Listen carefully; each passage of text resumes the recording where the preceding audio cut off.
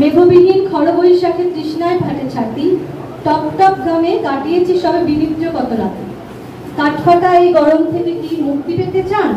তবে সবাই মিলে একটি করে সবুজ গাছ লাগান। তো একটা কথা, সত্যি কথা, যে আমরা এবছর কিন্তু গরমে প্রচন্ড কষ্ট পেয়েছি, এবং এরকম ভাবে যদি প্রতি বছর আগামী দিনে চলতে থাকে তাহলে কিন্তু মানে গ্লোবাল ওয়ার্মিং এর কথা তো আমরা শুনেছি, কলকাতা বোধহয় পুরোপুরি মরুভূমিই হয়ে যাবে। তো আমাদের একটা মোটো আমরা এবারে ইস্ট ইন্ডিয়া অটোমেটিক অ্যাসোসিয়েশন থেকে নিয়েছি যে আমরা যদি নিজেরা মনে করি একটা করে গাছ লাগাবো, কোনোদিনও হয়েও ওঠে। তো সেটা যদি আমরা কাউকে গাছ উপহার দিই তাহলে সেটা হয়তো সেই উপহার স্বরূপ তারা লাগাতে পারবে।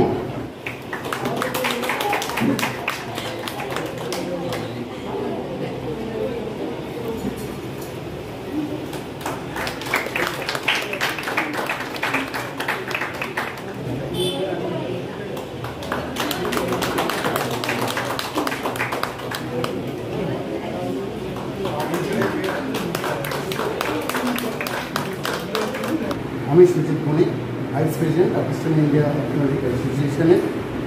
আজ বালুয়াটি উদ্যান সংঘ ক্লাব প্রাঙ্গনে আমরা একটা চক্ষু পরীক্ষা শিবির এবং সিএমই প্রোগ্রামের আয়োজন করছিলাম অর্থোপেডিক সেন্টারে, এবং এখানে রক্তদান এবং স্বাস্থ্য পরীক্ষা শিবিরও হয়েছে।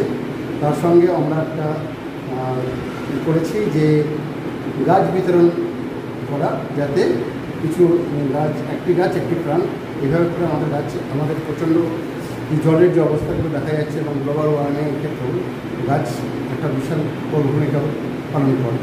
সেই ক্ষেত্রে আমরা জনসাধারণকে সচেতন করতে চাই, এবং এখানে যারা উপস্থিত যারা এসেছেন তাদের প্রত্যেককে জানাতে চাই যে একটি গাছ একটি প্রাণ, আপনারা একটি গাছ লাগাতে উৎসাহিত হন এবং সকলে।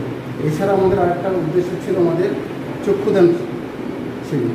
চক্ষুদানের উদ্দেশ্যটা হচ্ছে, চক্ষু সবচেয়ে মূল্যবান, কারণ মানুষের চক্ষু না থাকলে সে তার জীবনটা তার বৃথা হয়ে যায়, সে জীবনে কোনো কিছু সে করতে পারে না। তা আমরা নানা কারণে আমরা দেখেছি যে অনেকের কর্নিয়া, মানে আমাদের চোখের মণি যেটা বলি আমরা, সেই অন্ধতার কারণে অনেকেই দেখতে পান না।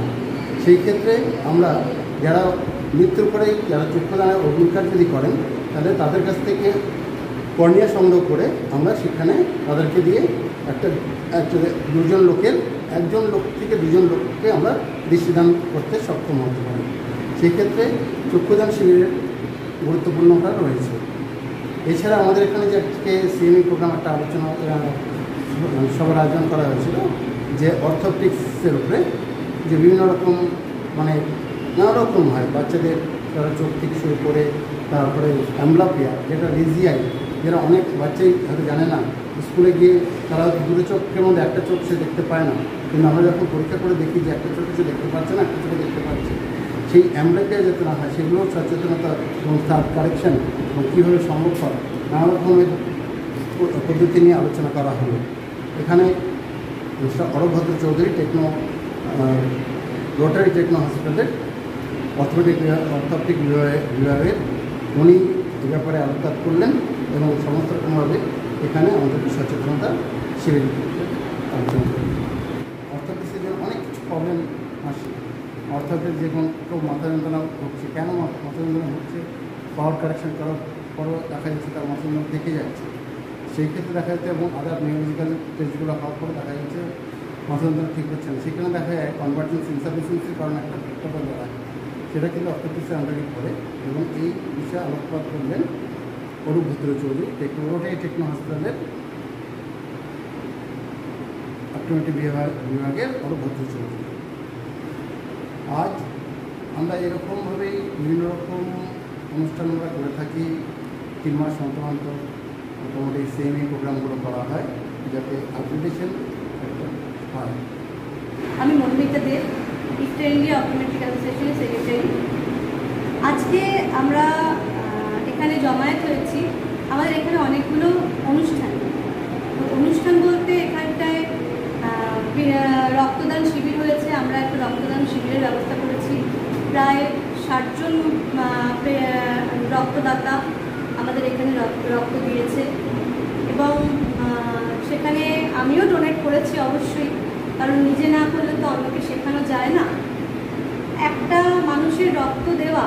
আজকে সবচেয়ে বড় কথা হচ্ছে আমরা অনেকেই যখন কেউ অসুস্থ হয়, কারোর বাড়ির ফ্যামিলিতে যদি কেউ অসুস্থ হয়, তখন ব্লাডের সমস্যা নিয়ে আমরা অনেকেই প্রবলেম ফেস করি। কিন্তু একটা জিনিস জানার দরকার যে আমরা যদি ব্লাড দিই, রক্ত দিই, তাতে কিন্তু আমাদের রক্ত শেষ হয়ে যায় না বা আমরা অসুস্থ হয়ে যাই না, আমরা বরং একটা মানুষকে সুস্থ করতে পারি।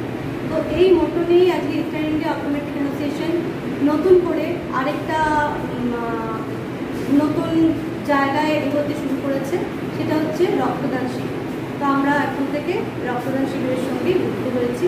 এছাড়াও আমাদের যেমন প্রত্যেক বছরের মতন প্রত্যেকবারের মতন আই ডোনেশন ক্যাম্প এবং বিনামূল্যে চক্ষু পরীক্ষা, বিনামূল্যে অপারেশন এবং গরিব পেশেন্টদেরকে বিভিন্ন মেডিসিন দিয়ে সহায়তা করা, সঙ্গে স্বাস্থ্য পরীক্ষা শিবির, সব কিছুই আমাদের ছিল।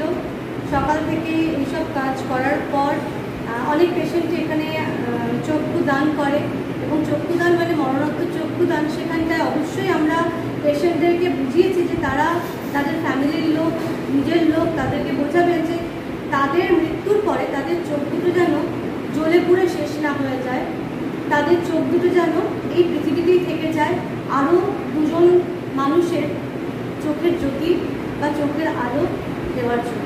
তারাও আমরা আজকে একটা ছোট্ট কর্মশালার আয়োজন করেছি, যেখানটায় ছোট ছোট বাচ্চা এবং টেরা চোখের চিকিৎসার জন্য যে সমস্যায় পড়তে হয়, যারা নতুন দিনের অপটোমেট্রিস্ট, নতুন দিনের চক্ষু পরীক্ষক, তাদের অনেক সমস্যার সৃষ্টি হয়, যে অনেক ধরনের প্রবলেম সৃষ্টি হয়। সেই জন্য আমরা একটা কর্মশালা তৈরি করেছি, কর্মশালা করছি, যেখানে টেরা চোখ অথবা ছোট বাচ্চাদের প্রবলেম, যে সমস্ত বাচ্চারা দেখে কিন্তু তারা বুঝতেও পারে না তাদের চোখের কোনো সমস্যা আছে, মা বাবা হয়তো তাদেরকে অমনোযোগিতার জন্য তাদেরকে দায়ী করে, কিন্তু তাদের হয়তো একটা সমস্যা আছে, সেই সমস্যাটা কীভাবে সমাধান করা যায় তাই নিয়েই আমাদের আজকে এই কর্মশালা।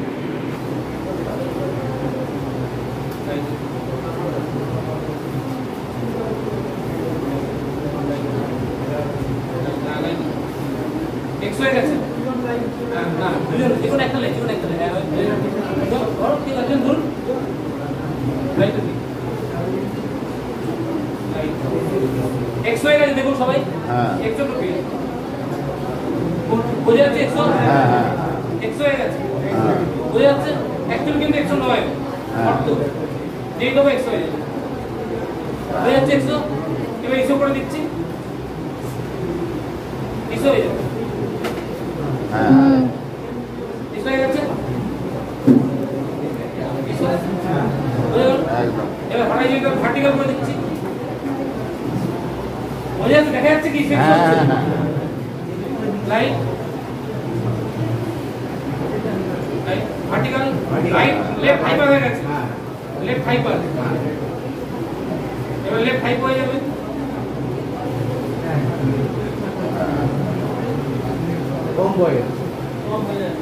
অরূপ সকাল থেকে অনেক কিছু বলেছে, আমি আর কিছু বলতে বলছি না, কিছু বলতে বলছি।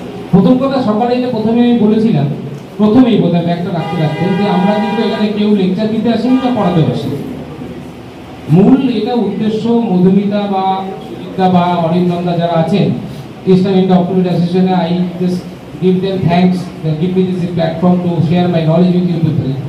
But it's my request to all of my juniors that this is a noble profession, you can say in this way. I am in this profession for across 22 years in this profession, and believe me, I have done everything in my life what is possible within my domain. I have done everything with optometry. Once I started this journey, there was nothing in my hand. I just started with a negative habit. Today I am in different position. I think I am in best position in life. I think myself. Nobody see the best because best has no limit. But I think I may satisfy myself as being optometrist. So my request to all my juniors, you all are much like my age of my sunlight. So it's my request to everyone that go through the subject properly, gather the knowledge, and the basic thing is that you have to go through the theory part basically. Once you go the theory, they can learn the practicals. But maximum of us, better to say that, যে ও স্টেজে বেরোতে হবে, ও পরীক্ষা আগের দিন পড়বো, পরীক্ষা দিয়ে হয়ে যাবে, হয়ে গেল, পরীক্ষা হয়ে গেল, পরীক্ষা ফার্স্ট হয়ে গেল, কিন্তু অ্যাকচুয়ালি আমি কিন্তু কিছু শিখলাম। রবীন্দ্রনাথের ভাষা বলতে গেলে বিদ্যাকে বহন করিয়া চলিলাম, বাহন করিতে পারিলাম। তো আমাদের মাননীয় ভাইস প্রেসিডেন্টের হাত থেকে তাকে একটু আমরা সম্মান জানাতে চাই।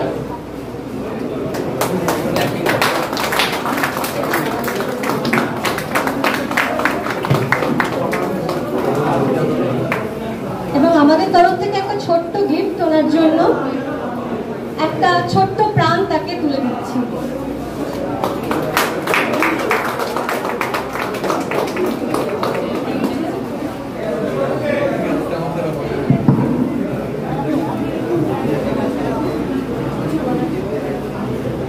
ধন্যবাদ আপনাদের এই প্রয়াসকে, কারণ যখন প্রথম আমার কাছে মধুমিতাদি এবং পীযুষ দা যখন এলেন, ওনারা আমাকে বললেন যে দাদা আমরা এখানে একটা আই চেক আপ ক্যাম্প করবো।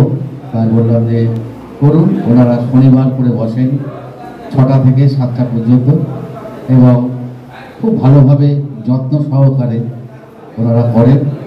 আর বাকিটা আপনারা ওনার সাথে রয়েছেন, ওনার সম্বন্ধে আপনারা জানেন, বাকিটা আপনাদের উপর ছেড়ে দিলাম। আপনারা ওনার হয়ে আপনারা ভালোবাসা এবং ভালোবাসার যে উপহার সেটা ওনাকে ভালোবাসার মাধ্যমে দেবেন বলে আশা করি। ধন্যবাদ।